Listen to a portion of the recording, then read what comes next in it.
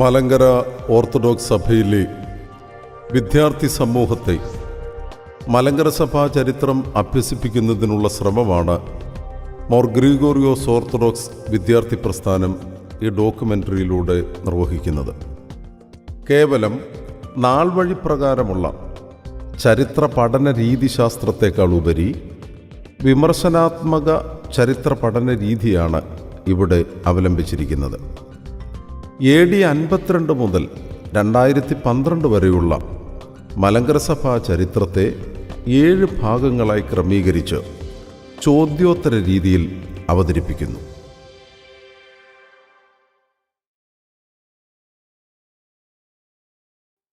മാർത്തോമാ ശ്ലീഹ ഭാരതം സന്ദർശിക്കാൻ അനുകൂലമായ ഒരു സാഹചര്യം 1-ാം നൂറ്റാണ്ടിൽ ഉണ്ടായിരുന്നു.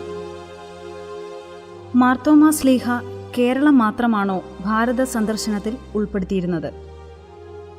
1-ാം നൂറ്റാണ്ടിൽ കേരളത്തിൽ ദേവാലയങ്ങൾ സ്ഥാപിച്ചു എന്ന വാദഗതി ശരിയാണോ? തിരുവാംകോട് പള്ളി അരപ്പള്ളി എന്നറിയപ്പെടുവാൻ കാരണമെന്ത്? ബ്രാഹ്മണരെ മതപരിവർത്തനം നടത്തിയാണ് ക്രിസ്ത്യാനികളാക്കിയത് എന്നത് കാലഗതിക്ക് അനുസരണമാണോ? മാർത്തോമാ ശ്ലീഹായുടെ രക്തസാക്ഷിത്വം എന്നായിരുന്നു? ഇന്ത്യയിൽ വെച്ച് രക്തസാക്ഷിയായ മാർത്തോമാ ശ്ലീഹായുടെ തിരുശേഷിപ്പ് എങ്ങനെ പേർഷ്യയിലും ഇറ്റലിയിലും എത്തി? യഹൂദർ, അറബികൾ, ബാബിലോണിയക്കാർ, അസീറിയക്കാർ തുടങ്ങി വിവിധ വിദേശ രാജ്യങ്ങളുമായി കേരള വ്യാപാര സമൂഹത്തിന് ബന്ധം ഉണ്ടായിരുന്നു. ജലമാർഗമുള്ള യാത്രയ്ക്ക് ഉള്ള ഈ സാഹചര്യം മാർത്തോമാ ശ്ലീഹായുടെ ഭാരത സന്ദർശനത്തിന് അനുകൂലമായിരുന്നു. മാർത്തോമാ ശ്ലീഹ 2 തവണയായി ഉത്തര ഭാരതവും ദക്ഷിണ ഭാരതവും സന്ദർശിച്ചു. ഉത്തരേന്ത്യൻ സന്ദർശനവുമായി ബന്ധപ്പെട്ടതാണ് ഗോണ്ടഫോറസ് രാജാവിന് കൊട്ടാരം നിർമ്മിച്ചു നൽകിയത് ഉൾപ്പെടെയുള്ള സംഭവങ്ങൾ. 19-ാം നൂറ്റാണ്ടിൽ ഉത്തരേന്ത്യയിൽ നടത്തിയ ഖനനം ക്രിസ്തബ്ദം 1-ാം നൂറ്റാണ്ടിൻ്റെ 3-ാം ദശകത്തിലും തുടർന്നും അഫ്ഗാനിസ്ഥാൻ, ബലൂചിസ്ഥാൻ, പഞ്ചാബ് തുടങ്ങിയ നാടുകൾ ഭരിച്ച പാർത്ഥ്യൻ രാജാവായ ഗോണ്ടഫോറസിനെ കുറിച്ച് ലഭിച്ച തെളിവുകൾ നൽകുന്നു. AD 50 പരിശുദ്ധ കന്യക മറിയാമിൻ്റെ വാങ്ങിപ്പിനോടനുബന്ധിച്ച് മടങ്ങിപ്പോയ അപ്പോസ്തലൻ AD 52 ദക്ഷിണ ഭാരതം സന്ദർശിച്ചത്. AD 72 വരെ 2 ദശാബ്ദം നീണ്ടതായിരുന്നു ശ്ലീഹായുടെ ദക്ഷിണേന്ത്യൻ സന്ദർശനം. 1-ാം നൂറ്റാണ്ടിൽ ലോകത്തൊരിടത്തും ക്രൈസ്തവ ദേവാലയങ്ങൾ സ്ഥാപിച്ചിട്ടില്ല എന്ന് ചരിത്രകാരന്മാർ വ്യക്തമാക്കുന്നു. കേരളത്തിൽ സ്ഥാപിച്ചു എന്ന് പറയപ്പെടുന്ന പള്ളികൾ അതുകൊണ്ട് തന്നെ ക്രൈസ്തവ സമൂഹങ്ങൾ ആണ്. പിൽക്കാലത്ത് ഈ ക്രൈസ്തവ സമൂഹങ്ങൾ വളർച്ച പ്രാപിച്ചപ്പോൾ ആരാധനയ്ക്കായി സ്ഥാപിച്ചവയാണ് ദേവാലയങ്ങൾ. മാർത്തോമാ ശ്ലീഹായാൽ മദ്രാസിൽ ക്രിസ്ത്യാനികളാക്കപ്പെട്ട വെള്ളാള ചെട്ടികൾ മതപീഡനത്തിൽ നിന്നും രക്ഷ നേടാൻ ശ്ലീഹായോടൊപ്പം പലായനം ചെയ്ത് നാഗർകോവിലെത്തി. അവിടെ താമസിക്കാൻ വേണാട് രാജാവ് അനുവാദം നൽകി. അപ്രകാരം അരജൻ്റെ സഹായത്തോടെ സ്ഥാപിതമായ ക്രൈസ്തവ സമൂഹം അരപ്പള്ളി എന്നറിയപ്പെട്ടു. ആര്യന്മാരിലെ ചാതുർവർണ്ണ്യത്തിലെ ആദ്യ വിഭാഗമായിരുന്നു ബ്രാഹ്മണർ. ദക്ഷിണേന്ത്യയിലേക്കുള്ള ആര്യന്മാരുടെ കുടിയേറ്റം 8-ാം നൂറ്റാണ്ടിലോ അതിനുശേഷമോ ആണെന്ന് ചരിത്രകാരന്മാർ സാക്ഷിക്കുന്നു. അതുകൊണ്ട് തന്നെ ബ്രാഹ്മണരെ മതപരിവർത്തനം നടത്തിയാണ് ക്രിസ്ത്യാനികളാക്കിയത് എന്ന വാദഗതി തികച്ചും തെറ്റാണ്. ബ്രാഹ്മണർ കേരള സമൂഹത്തിൽ പ്രബലരായിരുന്ന കാലത്ത് അവരോട് തുല്യത ലഭിക്കാൻ ക്രിസ്ത്യാനികൾ ഇപ്രകാരം ഒരു വാദഗതി ഉയർത്തിയതാകാം. AD 72 മൈലാപ്പൂരിൽ വെച്ചാണ് മാർത്തോമാ ശ്ലീഹ രക്തസാക്ഷിയായത്. AD 2-ാം നൂറ്റാണ്ടിലോ 4-ാം നൂറ്റാണ്ടിലോ ആണ് മാർത്തോമാ ശ്ലീഹായുടെ തിരുശേഷിപ്പ് പേർഷ്യയിലേക്ക് കൊണ്ടുപോയത്. പിൽക്കാലത്ത് പേർഷ്യയിൽ നിന്ന് ശ്ലീഹായുടെ തിരുശേഷിപ്പിൻ്റെ അംശം ഇറ്റലിയിലെ ഓർത്തോണോയിലേക്കും കൊണ്ടുപോയി.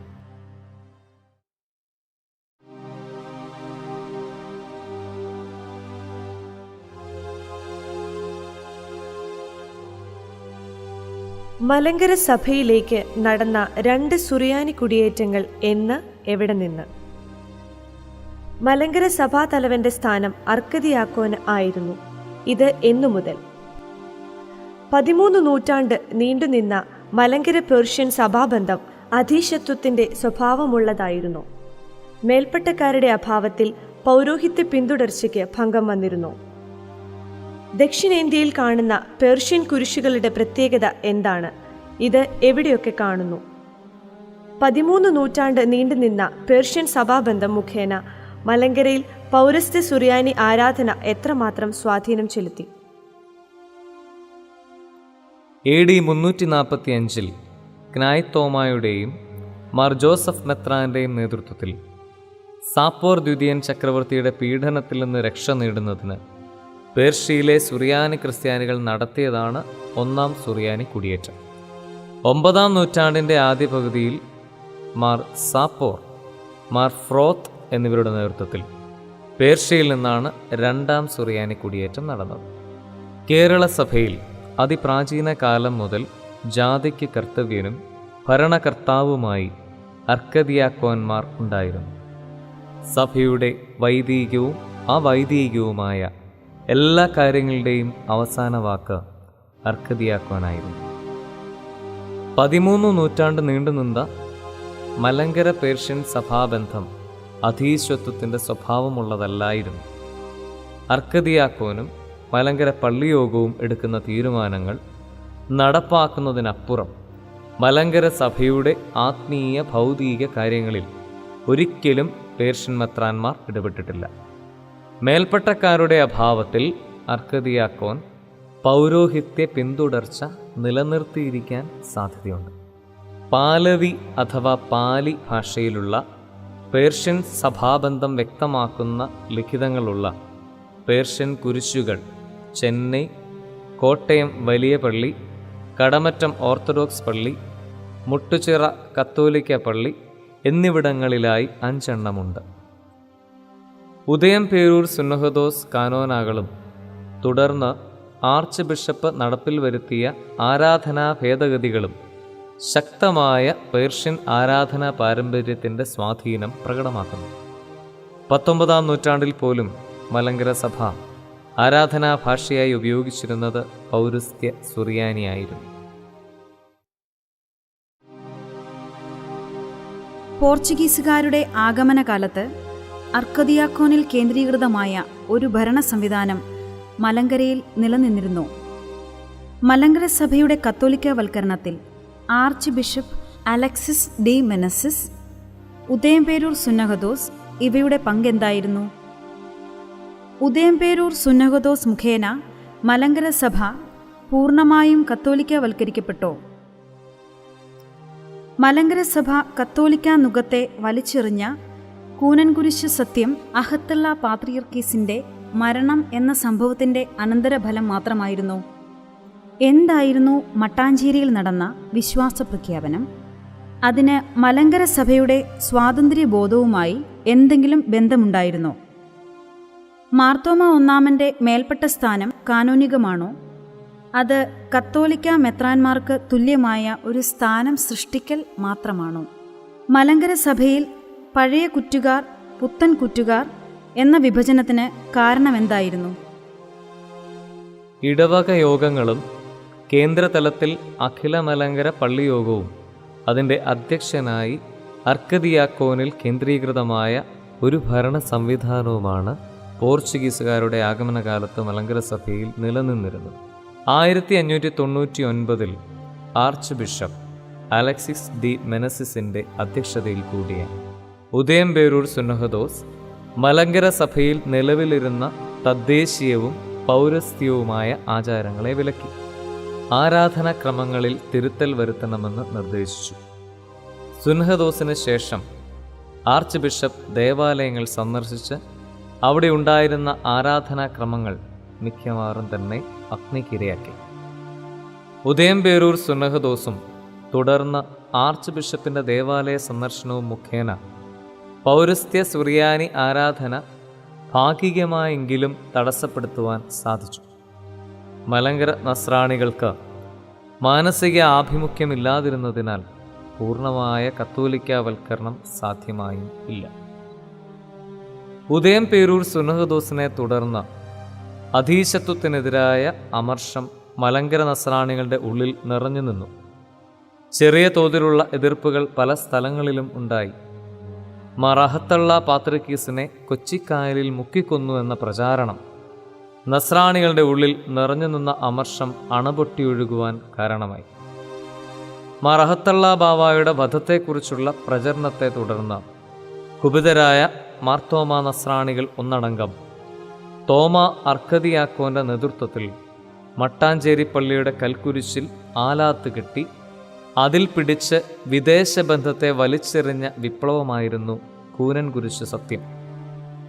സന്തതിയുള്ള കാലം വരെ മാർത്തോമാ ക്രിസ്ത്യാനികൾ റോമാ വിശ്വാസം സ്വീകരിക്കുകയോ മാർപ്പാപ്പായുടെ അധികാരത്തിന് വിധേയരാവുകയോ ചെയ്യുകയില്ല എന്നായിരുന്നു പ്രതിജ്ഞ.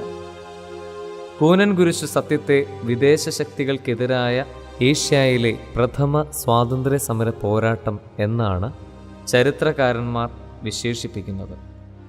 54 വർഷം നീണ്ട അധീശത്വത്തെ വെറുത്ത മലങ്കര നസ്രാണികളുടെ സ്വാതന്ത്ര്യബോധത്തിൻ്റെ ഉത്തമ ദൃഷ്ടാന്തമായിരുന്നു ഇത്.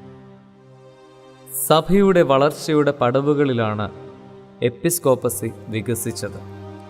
മാർത്തോമാ സ്ലീഹായാൽ പട്ടം കെട്ടപ്പെട്ട വൈദികർ പിൻഗാമികളെ വാഴിക്കാൻ അധികാരം ഉള്ളവരായിരുന്നു. ചില സഭകളിൽ 2-3 നൂറ്റാണ്ടുകളിൽ എപ്പിസ്കോപ്പായിൽ കേന്ദ്രീകൃതമായ ഭരണ സംവിധാനം നിലവിൽ വന്നു. എന്നാൽ മലങ്കര സഭയിൽ 1653 വരെയും എപ്പിസ്കോപ്പയിൽ കേന്ദ്രീകൃതമായ ഭരണ സംവിധാനം നിലവിൽ ഇല്ലായിരുന്നു. മലങ്കര സഭ എപ്പിസ്കോപ്പസിയുടെ പടവിലേക്ക് പ്രവേശിച്ചത് താമസിച്ചാണ് എന്നതാണ് ഇതിന് കാരണം. ആലങ്ങാട്ട് യോഗം തിരഞ്ഞെടുത്ത മലങ്കര സഭ ഒന്നാകെ മാർത്തോമാ പൈതൃകത്തിലെ 12 വൈദികർ ചേർന്ന് പട്ടം നൽകിയ മാർത്തോമാ ഒന്നാമൻ്റെ സ്ഥാനം അതുകൊണ്ട് തന്നെ കാനോനികമാണ്. നിഖ്യാ സുന്നഹദോസ് വൈദികർ പട്ടം നൽകരുത് എന്ന് വിലക്കിയത് സഭയിൽ അച്ചടക്കം നിലനിർത്തുവാൻ ആയിരുന്നു. മേൽപ്പെട്ട സ്ഥാനികൾ ഇല്ലാതിരുന്ന സാഹചര്യത്തിൽ സഭ ഐക്യത്തോടെ നടത്തിയ സ്ഥാനാഭിഷേകത്തെ തന്മൂലം അകാനോനികം എന്ന് വിശേഷിപ്പിക്കുവാൻ സാധ്യമല്ല. കത്തോലിക്കർക്ക് തുല്യമായ ഒരു മേൽപ്പെട്ട സ്ഥാനം സൃഷ്ടിക്കൽ മാത്രമല്ലായിരുന്നു മലങ്കര സഭയുടെ വളർച്ചയുടെ ഒരു പടവ് കൂടിയായിട്ടാണ് മാർത്തോമാ ഒന്നാമൻ്റെ എപ്പിസ്കോപ്പ സ്ഥാനാഭിഷേകത്തെ സഭ വിലയിരുത്തുന്നത്. കൂനൻ കുരിശു സത്യം, മാർത്തോമാ ഒന്നാമൻ്റെ സ്ഥാനാഭിഷേകം തുടങ്ങിയ സംഭവങ്ങളെ തുടർന്ന് കത്തോലിക്ക അധിനിവേശത്തെ തള്ളിക്കളഞ്ഞുകൊണ്ട് മാർത്തോമാ നസ്രാണികൾ പൂർവിക സ്വാതന്ത്ര്യം പ്രാപിച്ചു. ഇതേ തുടർന്ന് കത്തോലിക്കർ മാർത്തോമാ ഒന്നാമൻ്റെ പട്ടത്വം അകാനോനികമാണെന്ന് വ്യാജപ്രചരണം അഴിച്ചുവിട്ടു. ഇത് വിശ്വസിച്ച് ഒരു വിഭാഗം മാർത്തോമാ നസ്രാണികൾ കത്തോലിക്ക സഭയോട് ചേർന്നു. അവർ തങ്ങളാണ് യഥാർത്ഥ മാർത്തോമാ പൈതൃക സമൂഹം എന്ന് കാണിക്കുവാൻ മാർത്തോമാ ഒന്നാമനോടൊപ്പം നിന്നവരെ പുതിയ കുറ്റുകാർ എന്ന് വിളിച്ചു. തങ്ങളെ അവർ പഴയ കുറ്റുകാർ എന്ന് സ്വയം വിശേഷിപ്പിക്കുകയും ചെയ്തു.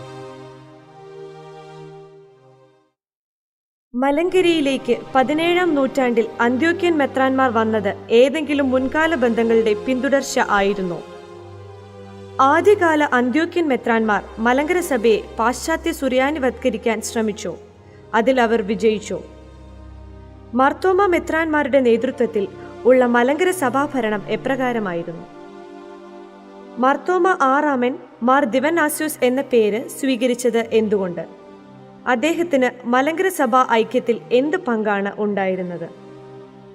അന്ത്യോക്യൻ മെത്രാന്മാർ മലങ്കരയിൽ ആധിപത്യം ഉറപ്പിക്കുവാൻ ശ്രമിച്ചു. മാർത്തോമാ ഒന്നാമൻ്റെ സ്ഥാനസാധുതയെ സംബന്ധിച്ചുണ്ടായ വിവാദം മലങ്കര സഭയെ വിഷമാവസ്ഥയിലാക്കി. സഹായ അഭ്യർത്ഥനയുമായി പേർഷ്യ, അന്ത്യോക്യ, അലക്സാന്ദ്രിയ എന്നിവിടങ്ങളിലേക്ക് കത്തുകൾ അയച്ചു. പ്രതികരണമുണ്ടായത് അന്ത്യോക്യയിൽ നിന്ന് മാത്രമാണ്. യെരുശലേമിൽ നിന്ന് മാർ ഗ്രിഗോറിയോസ് അബ്ദുൽ ജലീൽ 1665 മലങ്കരയിലെത്തി. മലങ്കരയിലേക്ക് വന്ന ആദ്യ അന്ത്യോക്യൻ മെത്രാനാണ് അദ്ദേഹം എന്ന് പറയപ്പെടുന്നു. 17-ാം നൂറ്റാണ്ടിലെത്തിയ അന്ത്യോക്യൻ മെത്രാന്മാർ മലങ്കര സഭയെ പാശ്ചാത്യ സുറിയാനിവൽക്കരിക്കുവാൻ ശ്രമിച്ചു എന്നതിന് കാര്യമായ തെളിവുകൾ ഇല്ല. പാശ്ചാത്യ ആരാധനാക്രമങ്ങൾ മലങ്കരയിൽ നടപ്പിൽ വരുത്തുവാൻ ആദ്യമായി പരിശ്രമിച്ചത് 1751 വന്ന മാർ ഈവാനിയോസ് യൂഹാനോൻ ആണ്. 19-ാം നൂറ്റാണ്ടിൻ്റെ അവസാന ദശകങ്ങളിൽ മാത്രമാണ് മലങ്കരയിൽ ഒരു പരിധിവരെയെങ്കിലും പാശ്ചാത്യ സുറിയാനി ക്രമങ്ങൾ ഉപയോഗിക്കുവാൻ തുടങ്ങിയത്. അഖില മലങ്കര പള്ളിയോഗത്തിൽ കേന്ദ്രീകൃതമായ ഒരു ഭരണ സംവിധാനമായിരുന്നു മാർത്തോമാ മെത്രാന്മാരുടെ കാലത്ത് ഉണ്ടായിരുന്നത്. പള്ളിയോഗത്തിൻ്റെ അധ്യക്ഷ സ്ഥാനം മാർത്തോമാ മെത്രാനായിരുന്നു. മാർത്തോമാ അഞ്ചാമൻ്റെ കാലത്ത് 1751 മലങ്കരയിലെത്തിയ അന്ത്യോക്യൻ മെത്രാന്മാർ അദ്ദേഹത്തിൻ്റെ പട്ടത്വത്തിൽ ന്യൂനത ആരോപിച്ചു. മാർത്തോമാ അഞ്ചാമനാൽ വാഴിക്കപ്പെട്ട മാർത്തോമാ ആറാമനും ഇതേ പ്രശ്നം തന്നെ നേരിടേണ്ടി വന്നു. സഭയിൽ ഉടലെടുത്ത പ്രതിസന്ധി തരണം ചെയ്യുവാൻ അദ്ദേഹം ദീവന്നാസ്യോസ് എന്ന പേരിൽ മെത്രാപ്പോലിത്ത സ്ഥാനം സ്വീകരിക്കുവാൻ തയ്യാറായി. മാർത്തോമാ ആറാമൻ മാർത്തോമാ നസ്രാണികളുടെ ഇടയിൽ ഐക്യം സൃഷ്ടിക്കുന്നതിനു വേണ്ടി കത്തോലിക്ക വിഭാഗവുമായി എന്തു ത്യാഗം സഹിക്കാനും തയ്യാറായി. എന്നാൽ കത്തോലിക്കരുടെ ഭാഗത്തുനിന്ന് അനുകൂലമായ പ്രതികരണം ഉണ്ടാകാതിരുന്നതിനാൽ ആ ശ്രമം വിജയത്തിൽ എത്തിയില്ല. പടിപടിയായി അന്ത്യോക്യൻ മെത്രാന്മാർ മലങ്കര സഭയിൽ ആധിപത്യം സ്ഥാപിക്കാൻ ശ്രമിച്ചു. 18-ാം നൂറ്റാണ്ടിൽ മാർത്തോമാ മെത്രാന്മാരുടെ സ്ഥാനസാധുത ചോദ്യം ചെയ്യുകയും സഭ അറിയാതെ മെത്രാനെ വാഴിക്കുകയും ചെയ്തു. 19-ാം നൂറ്റാണ്ടിൽ മലങ്കര മെത്രാപ്പോലിത്ത സ്ഥാനം കൈയടക്കുവാനും എതിർത്ത മലങ്കര സഭാപിതാക്കന്മാരെ മുടക്കുവാനും അവർ ശ്രമിച്ചു. പള്ളികൾ സന്ദർശിച്ച് അവ തങ്ങളുടെ പേരിൽ എഴുതിക്കുവാനും കിട്ടുന്ന അത്രയും ധനം സമാഹരിക്കുവാനും ശ്രമിച്ചു. 1889 റോയൽ കോടതി വിധി അനുസരിച്ച് പാത്രിയർക്കീസിന് മലങ്കരയിൽ ഭൗതിക അധികാരം ഇല്ല എന്ന ഉത്തരവിനെതിരെയുള്ള പാത്രിയർക്കീസിൻ്റെ പ്രതികരണം അദ്ദേഹത്തിൻ്റെ അധികാര പ്രമത്തതയെയാണ് പ്രകടമാക്കുന്നത്. 20-ാം നൂറ്റാണ്ടിലും ഈ വിധം പ്രവർത്തനങ്ങളാണ് പാത്രിയർക്കീസുമാർ മലങ്കരയിൽ നടത്തിയത്.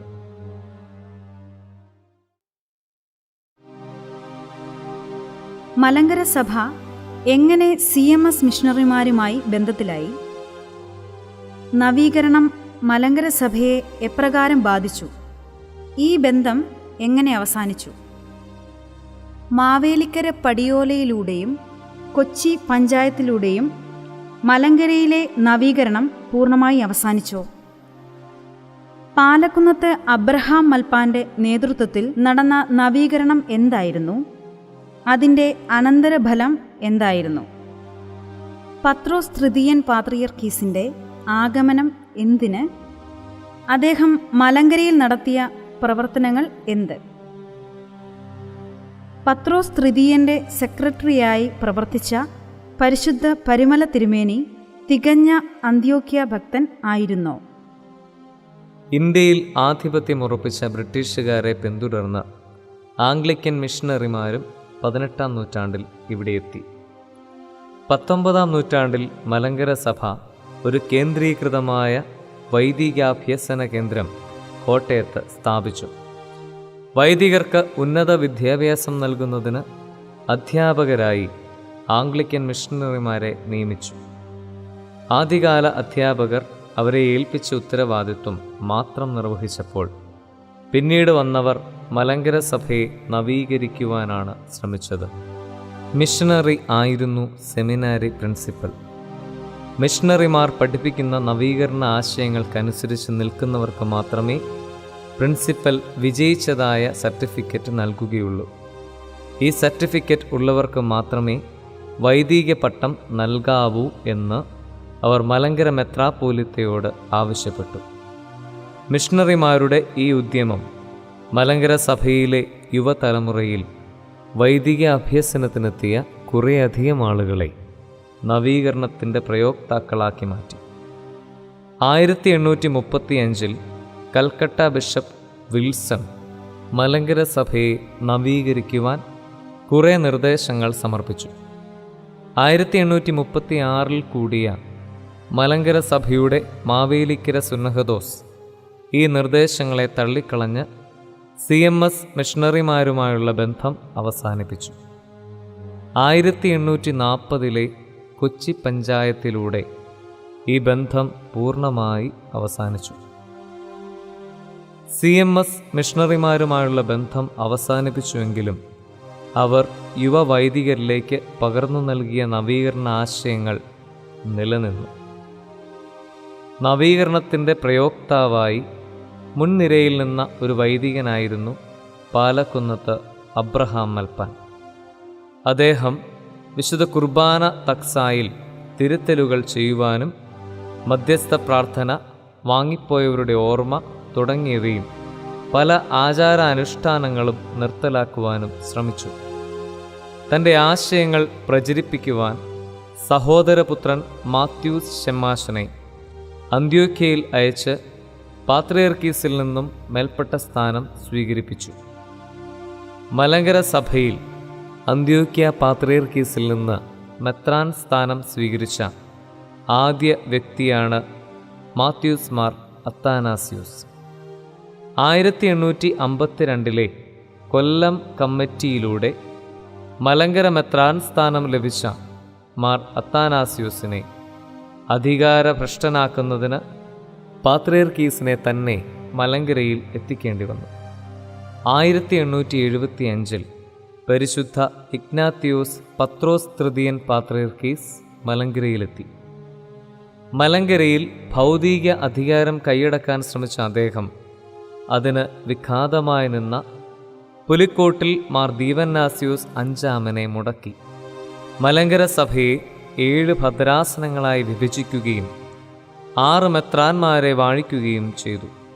ഇത് മലങ്കര പള്ളിയോഗത്തിൻ്റെ അറിവോ സമ്മതമോ കൂടാതെയായിരുന്നു. പരിശുദ്ധ പരുമല തിരുമേനി ചാത്തുരത്തിൽ ഗീവർഗീസ് റമ്പാനായിരുന്ന കാലത്ത് അദ്ദേഹത്തിൻ്റെ സുറിയാനിയിലുള്ള അവഗാഹം മൂലം പാത്രിയർക്കീസിൻ്റെ സെക്രട്ടറിയായി നിയോഗിച്ചു. മലങ്കര സഭയുടെ സ്വാതന്ത്ര്യബോധത്തിൻ്റെ തികഞ്ഞ വക്താവായിരുന്ന മാർ ഗ്രിഗോറിയോസ് തിരുമേനി പാത്രിയർക്കീസിൻ്റെ അധിനിവേശ ശ്രമങ്ങളെ ചെറുത്തു. മലങ്കര സഭയിലെ 6 മെത്രാന്മാരെ കൂടി വാഴിച്ച ശേഷം പാത്രിയർക്കീസ് മടങ്ങിപ്പോകുമ്പോൾ സുന്നഹദോസ് അധ്യക്ഷനായി ഒരു മെത്രാപ്പോലിത്തായെ നിയോഗിക്കണം എന്ന ആവശ്യം അദ്ദേഹത്തിന് മുമ്പിൽ സമർപ്പിച്ചു. നിലവിൽ മലങ്കര മെത്രാപ്പോലിത്ത ആയിരുന്ന പുലിക്കോട്ടിൽ മാർ ദീവന്നാസ്യൂസിനെ കൊല്ലം ഭദ്രാസന മെത്രാപ്പോലിത്തയായി തരം താഴ്ത്തിയിരുന്നു.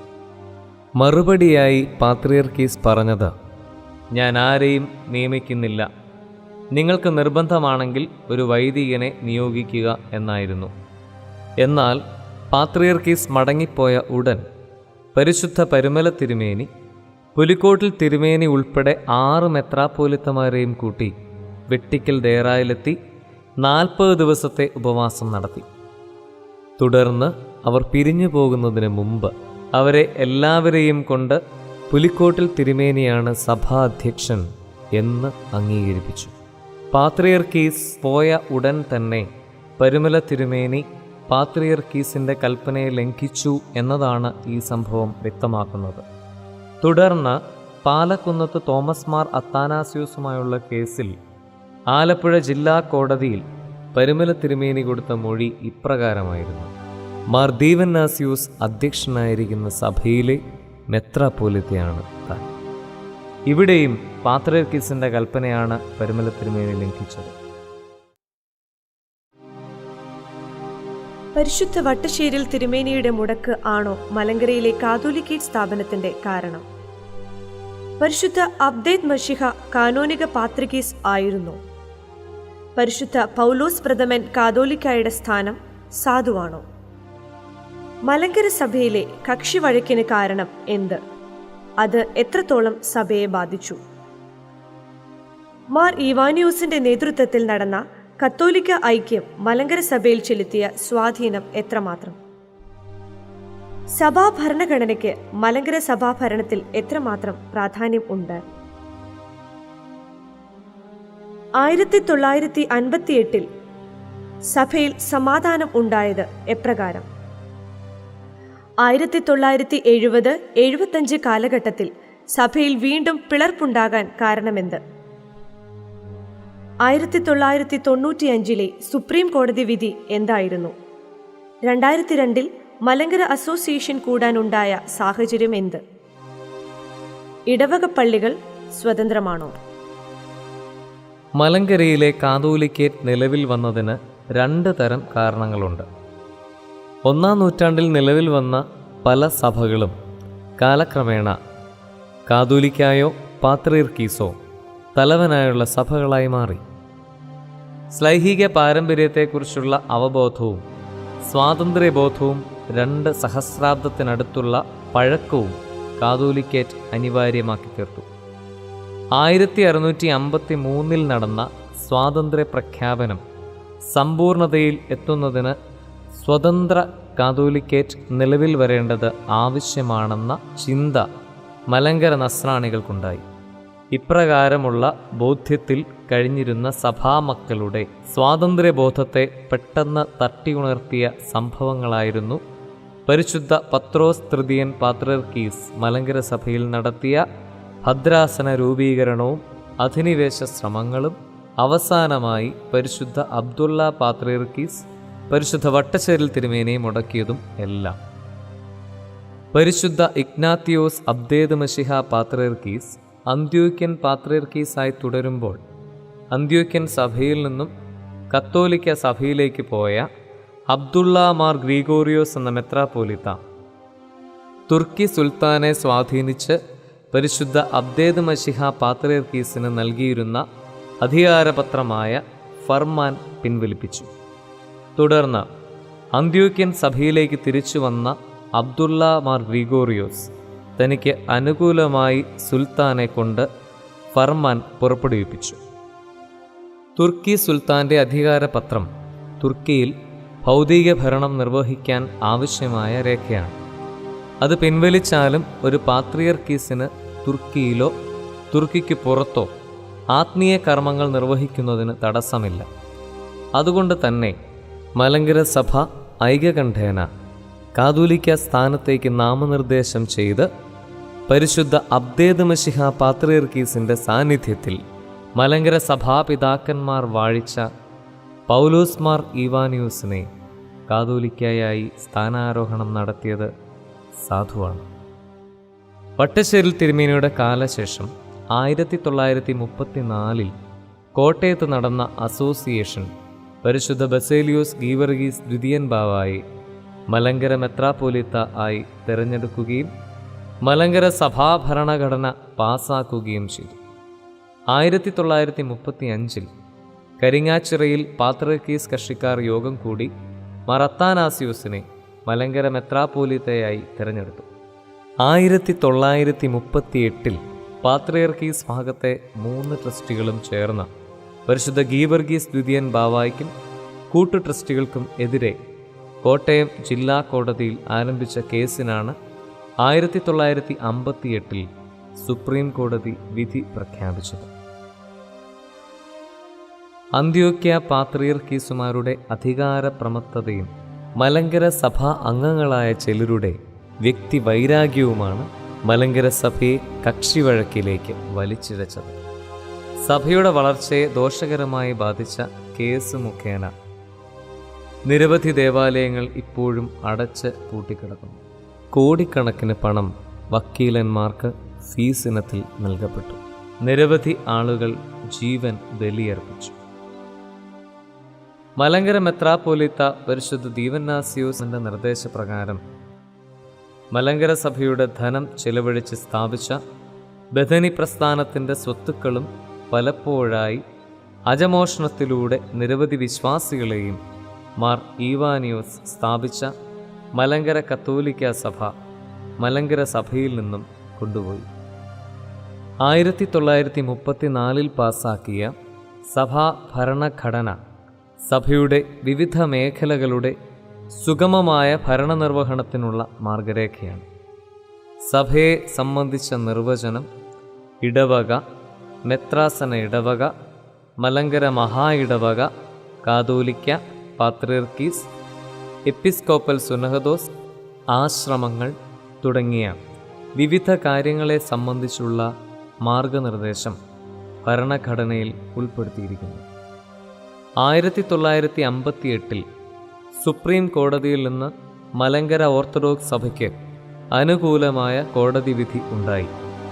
അതേ തുടർന്ന് ഓർത്തഡോക്സ് സഭയും ബാവാകക്ഷികളുമായി ചർച്ചകൾ നടത്തുകയും പാത്രിയർക്കീസും കാതോലിക്കായും പരസ്പരം സ്വീകരണ കൽപ്പനകൾ നൽകി പാത്രിയർക്കീസ് നിരുപാധികം കാതോലിക്കായെ സ്വീകരിച്ചപ്പോൾ സുപ്രീം കോടതി അംഗീകരിച്ച ഭരണഘടനയ്ക്ക് വിധേയമായിട്ടാണ് കാതോലിക്ക പാത്രിയർക്കീസിനെ സ്വീകരിച്ചത്. 1970 ആയപ്പോൾ സഭയിൽ വീണ്ടും പ്രശ്നങ്ങൾ ഉടലെടുത്തു. മാർത്തോമാ ശ്ലീഹായുടെ പൗരോഹിത്യവും സിംഹാസനവും നിഷേധിച്ചുകൊണ്ട് പരിശുദ്ധ ഇഗ്നാത്തിയോസ് യാക്കോബ് തൃതീയൻ പാത്രിയർക്കീസ് കൽപ്പന അയച്ചതോടെ മലങ്കരയിൽ പ്രശ്നങ്ങൾ ആരംഭിച്ചു. 1973 മലങ്കരയിലുണ്ടായിരുന്ന അപ്രേം ആബൂതി റംബാനെ പാത്രിയർക്കീസ് വിളിപ്പിച്ച് മാർ തീമോത്തിയോസ് എന്ന പേരിൽ പാത്രിയർക്കീസിൻ്റെ പ്രതിനിധിയായി മലങ്കരയിലേക്ക് അയച്ചത് മലങ്കര നസ്രാണികളുടെ ഇടയിൽ വൻ എതിർപ്പിന് കാരണമായി.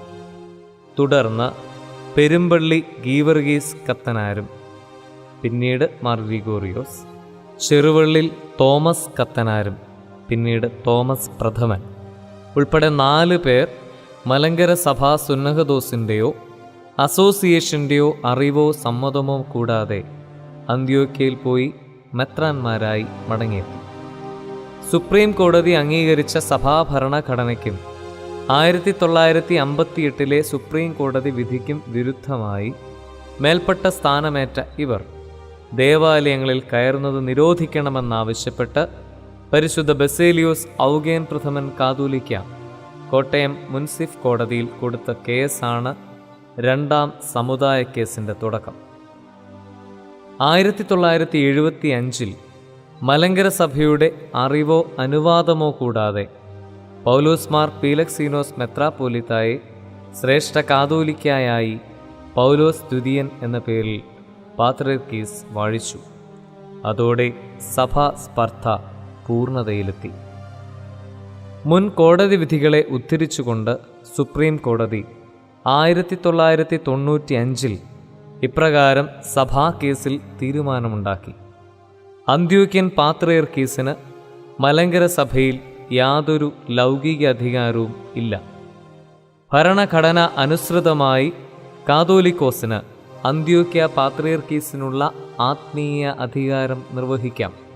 പൗരസ്ത്യ സുവിശേഷ സമാജത്തിൻ്റെ പള്ളികളും സിംഹാസന പള്ളികളും ഒഴിച്ചുള്ള എല്ലാ പള്ളികളും 1934 ഭരണഘടന അനുസരിച്ച് മലങ്കര അസോസിയേഷൻ്റെ അധികാരത്തിന് കീഴിലാണ്. സഭാ ഭരണഘടനയുടെ 71 വകുപ്പിൽ അസോസിയേഷൻ അംഗങ്ങളെ എടുക്കുന്നത് പ്രാതിനിധ്യ സ്വഭാവപ്രകാരം അല്ല എന്ന പാത്രിയർക്കീസ് കക്ഷി ഉയർത്തിയ തടസ്സവാദത്തെ തുടർന്ന് പ്രാതിനിധ്യ സ്വഭാവമുള്ള അസോസിയേഷൻ തൻ്റെ തെരഞ്ഞെടുപ്പ് അംഗീകരിക്കുന്നതിന് താൻ അനുകൂലമാണെന്ന് പരിശുദ്ധ ബസേലിയോസ് മാർത്തോമാ മാത്യൂസ് ദ്വിതീയൻ കാതോലിക്ക ബാവ സന്നദ്ധത അറിയിച്ചതിനെ തുടർന്ന് 2002 പരുമലയിൽ അസോസിയേഷൻ വിളിച്ചുകൂട്ടി. മലങ്കരയിലെ ഇടവക പള്ളികൾ ആഭ്യന്തര കാര്യങ്ങളിൽ ഒരു പരിധിവരെ സ്വതന്ത്രമാണ്. എന്നാൽ നടപടികൾക്ക് ഭദ്രാസന മെത്രാപ്പോലീത്തായുടെ അംഗീകാരം ആവശ്യമാണ്. ഒരു ഫെഡറൽ വ്യവസ്ഥയുടെ ഭാഗമായാണ് മലങ്കര സഭയിലെ ഇടവക പള്ളികൾ നിലകൊള്ളുന്നത്. തന്മൂലം സഭ വിട്ട് പുറത്തു പോകുന്നതിനുള്ള അധികാരം ഇടവക പള്ളികൾക്കില്ല.